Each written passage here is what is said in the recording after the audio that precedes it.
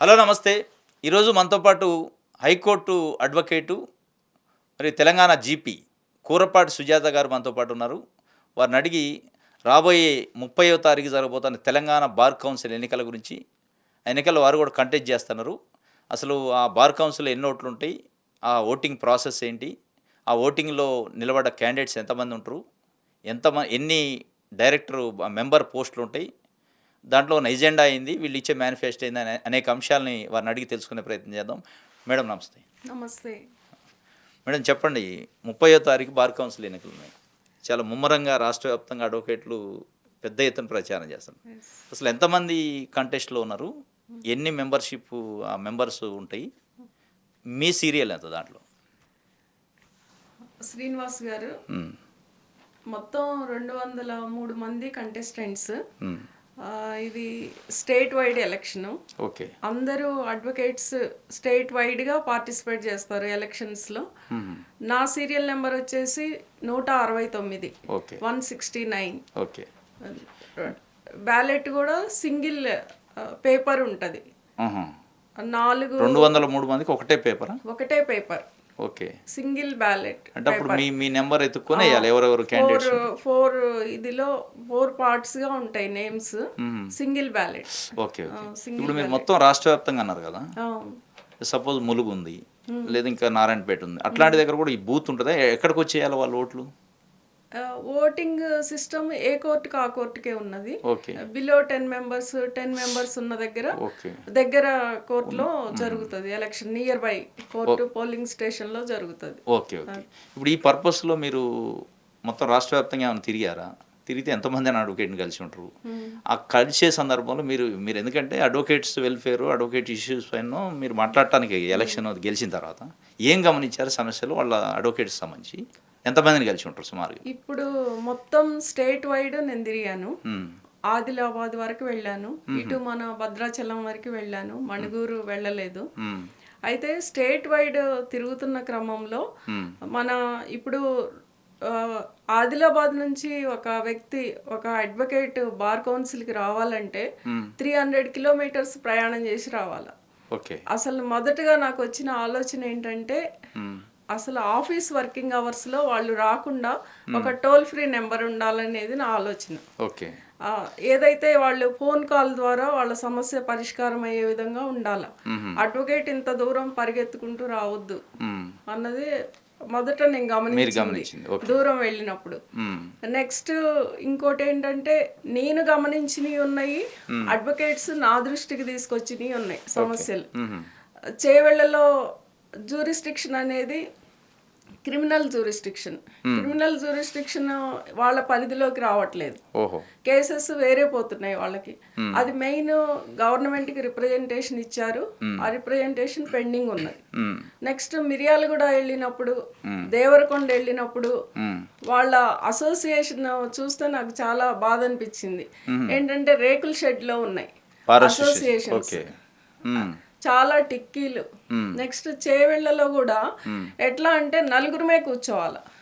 నేను మీటింగ్ పెట్టాలంటే బయటకు వచ్చి అడ్వకేట్స్ నిలబడితే నేను నిలబడి మాట్లాడాల్సి వచ్చింది.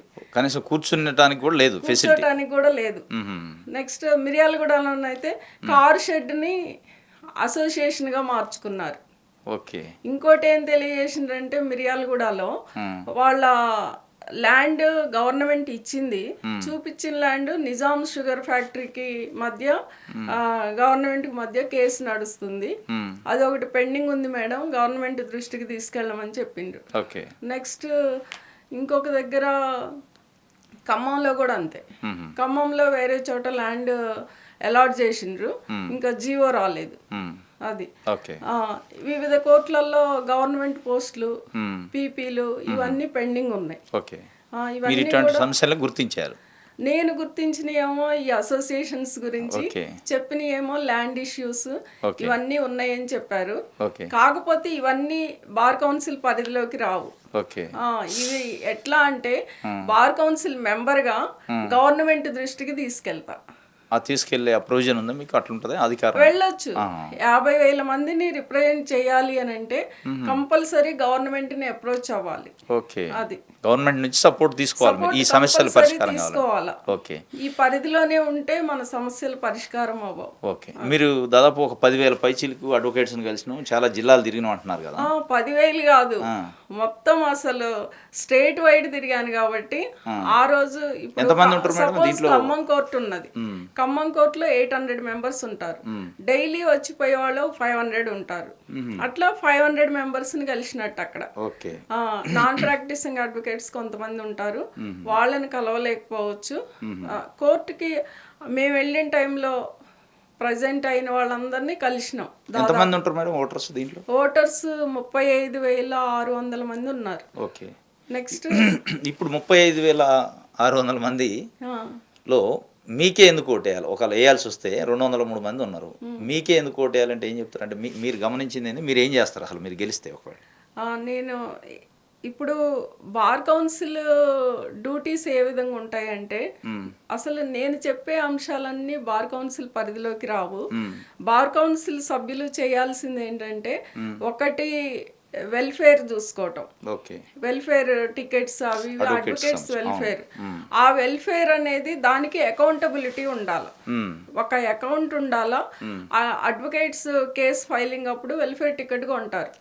ఆ వెల్ఫేర్ అమౌంట్ అనేది మనకు అకౌంట్ లో డిపాజిట్ అవ్వాలి, అప్పుడు అకౌంటబిలిటీ ఉంటది. నెక్స్ట్ ఇంకోటి ఏంటంటే, ఈ టోల్ ఫ్రీ నెంబర్ ఒకటి చెప్పాను.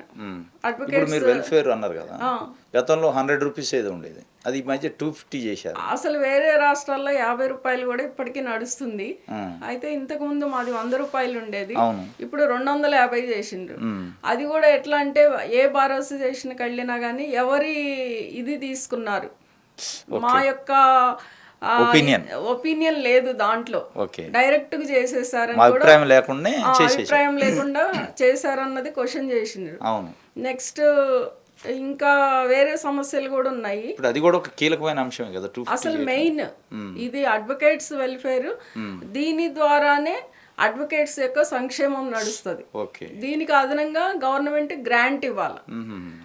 ఇప్పుడు కేసీఆర్ గారి గవర్నమెంట్ లో 100 crores ఇచ్చిండ్రు. అట్లనే కాంగ్రెస్ గవర్నమెంట్ లో కూడా మేనిఫెస్టోలో చెప్పారు. వేరే అడ్వకేట్స్ కూడా నన్ను క్వశ్చన్ చేశారు, గవర్నమెంట్ మేనిఫెస్టో ఇచ్చింది 500 crores ఇస్తామన్నారు అని. అయితే నేనేమంటా అంటే, బార్ కౌన్సిల్ మెంబర్ గా గెలిస్తే గవర్నమెంట్ ని అప్రోచ్ అయ్యి ఇవన్నీ సాధించుకునే ప్రయత్నం చేస్తాను అని చెప్పారు. అకౌంటబిలిటీ ఉండాలా, అది గవర్నమెంట్ పరిధి లోకి రాదు, బార్ కౌన్సిల్ సభ్యుల కౌన్సిల్లో ఉంటది. దానికి అకౌంటబిలిటీ ఉండాలా, ఒక అకౌంట్ ఓపెన్ చేయాలా. ఏ అడ్వకేట్ వెల్ఫేర్ టికెట్ కొన్నా కానీ అకౌంట్ లోకి వెళ్ళాలి, అమౌంట్ లెక్క ఉండాలి. మీరు పోటీ చేస్తుంది ఇప్పుడు జనరల్ కోట అన్న లేడీ కోట కొత్తగా వచ్చిందట కదా.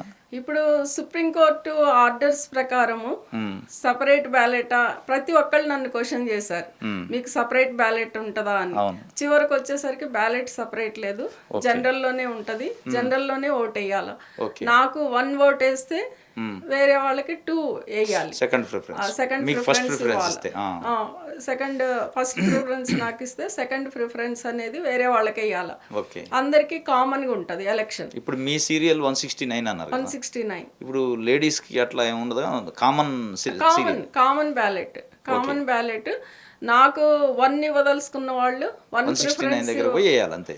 169 దగ్గరకు పోయి వేయాలి, ఫస్ట్ ప్రిఫరెన్స్ ఇవ్వాలి. ఓకే, అంతే తప్ప లేడీస్ ఎత్తుక్కోవటం అట్లా అవసరం లేదు. లేడీస్ కోట ఎక్కడ ఉంది అట్లేం లేదు, అనేది బ్యాలెట్ సపరేట్ లేదు, జనరల్ బ్యాలెట్. ఓకే. ఒకవేళ లేడీ, ఇప్పుడు మీరు అంటే ఒక లేడీ రిప్రజెంటేటివ్గా లేడీస్కి సంబంధించిన అడ్వకేట్ సమస్యలు కూడా ఉంటాయి. మీరేం జనరలైజ్ చెప్పారు ఇందాక సమస్యలు. మీరు తిరిగిన దాంట్లో, మీరు చూసిన దాంట్లో, మీకు వచ్చిన గ్రీవెన్స్లో లేడీస్ అడ్వకేట్కి సంబంధించి ఏమన్నా సమస్యలు వచ్చినాయా? లేడీస్ అడ్వకేట్స్కి సంబంధించి అంటే, ఇప్పుడు గవర్నమెంట్ ట్రస్ట్ ద్వారా 2 లక్షలు ఇన్సూరెన్స్ ఇస్తుంది. ఆ ఇన్సూరెన్స్ లో లేడీస్ కి సంబంధించి మెటర్నిటీకి సంబంధించి లేదు. నెక్స్ట్ జనరల్ గా డెంటల్ కి సంబంధించి లేదు. ఇవన్నీ కాకుండా ఆ 2 lakhs అనేది అసలు ఎందుకు కాదు, నార్మల్ మన గవర్నమెంట్ ఆరోగ్యశ్రీ కింద ఇచ్చే 10 లక్షలు ఉన్నది ప్రతి ఫ్యామిలీకి. అట్లనే ఇక మాకు కూడా వెల్ఫేర్ ఇది హెల్త్ కార్డ్ అనేది 10 lakhs మినిమం ఉండాలా. నెక్స్ట్ అది కూడా ఓల్డ్ ఏజ్ పేరెంట్స్ కవర్ అవ్వాలా, చిల్డ్రన్కి కవర్ అవ్వాలి. ఓకే.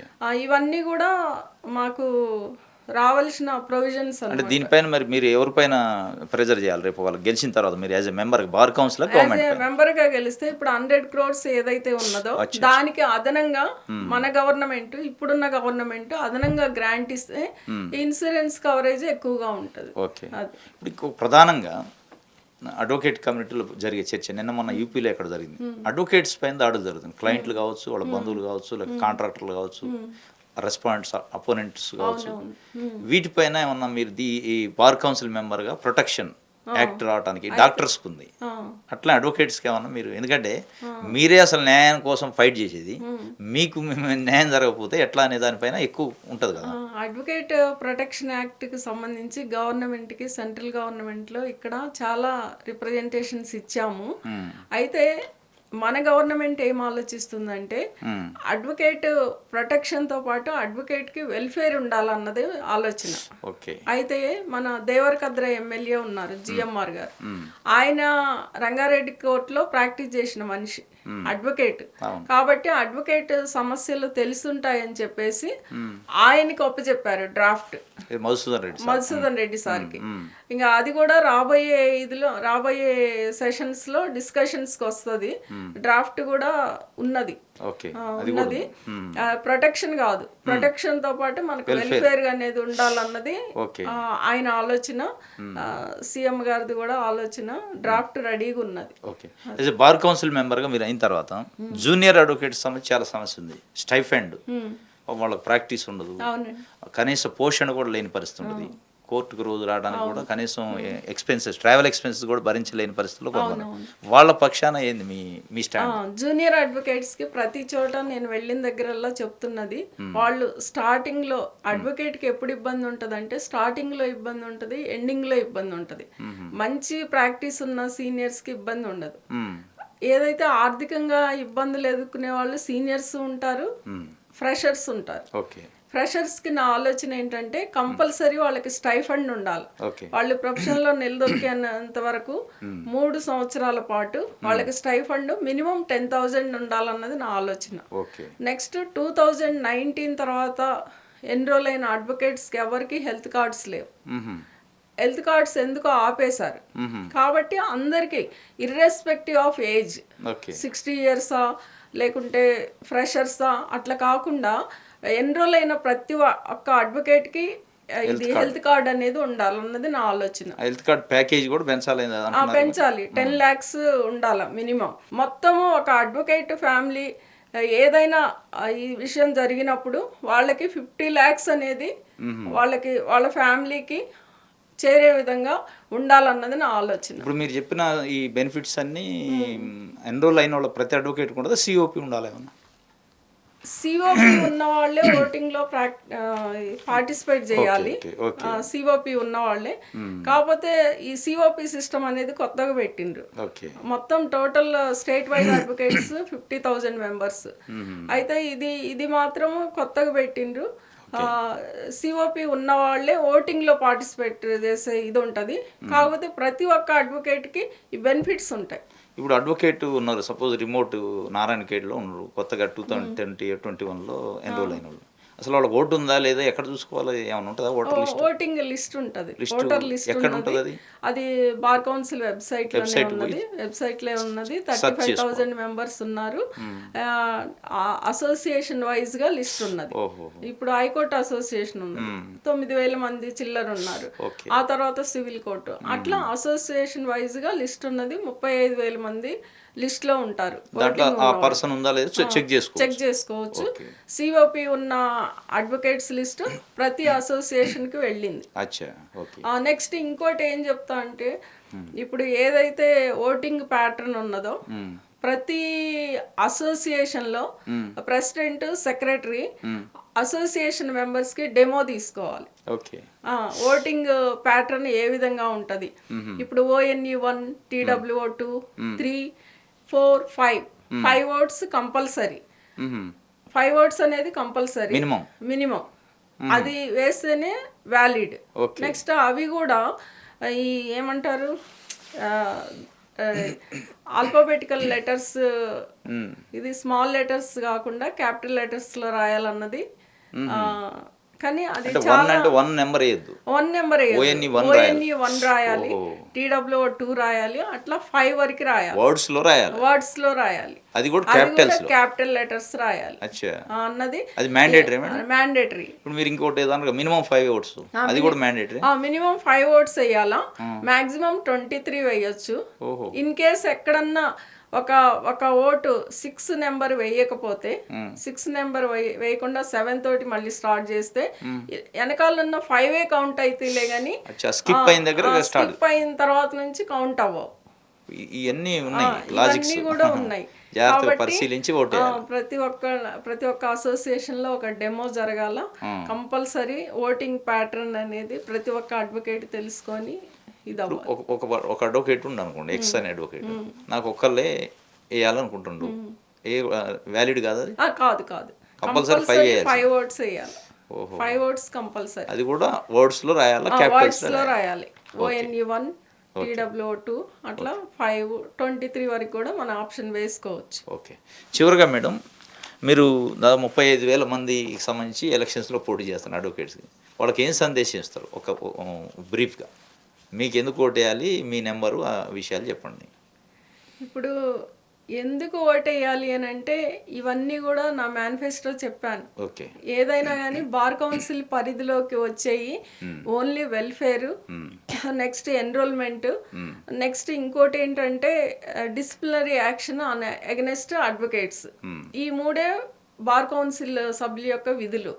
కానీ 50,000 మందికి రిప్రజెంట్ చేసే ఒక బార్ కౌన్సిల్ మెంబరు ఏదైనా అడ్వకేట్ యొక్క ఇది ఉన్నప్పుడు కంపల్సరీ గవర్నమెంట్ దృష్టికి తీసుకెళ్లాలి, వీళ్ళ సంక్షేమం కోసం. అదనంగా గ్రాంట్ తేవటము, ఏ ఇష్యూ అయినా గవర్నమెంట్ తో ముడిపడి ఉంటది. కాబట్టి గవర్నమెంట్ ని అప్రోచ్ అవుతాను అని ప్రతి దగ్గర నేను చెప్తున్నాను. As a bar council member గా ఆ 3 విషయాల కోసం కాదు, అందరి వెల్ఫేర్ కోసం గవర్నమెంట్ ని అప్రోచ్ అవుతా అన్నది నా యొక్క క్లియర్ ఇది. అన్ని అసోసియేషన్స్ లో నేను ఇదే చెప్పాను. ఓకే. అంటే గవర్నమెంట్ తో మీరు చేయించగలరనే ఆ కాన్ఫిడెన్స్ ఉంది, ఆ కాన్ఫిడెన్స్ ఉన్నది నాకు, కాబట్టి మీకు ఓటేయాలి. ఓకే. అది చివరిగా మీ సీరియల్ ఒకసారి చెప్పండి, మీ నెంబరు. నా సీరియల్ వచ్చేసి 169. Okay. 169. Okay. Sujatha Kurapati. Okay. Thank you madam. నమస్తే.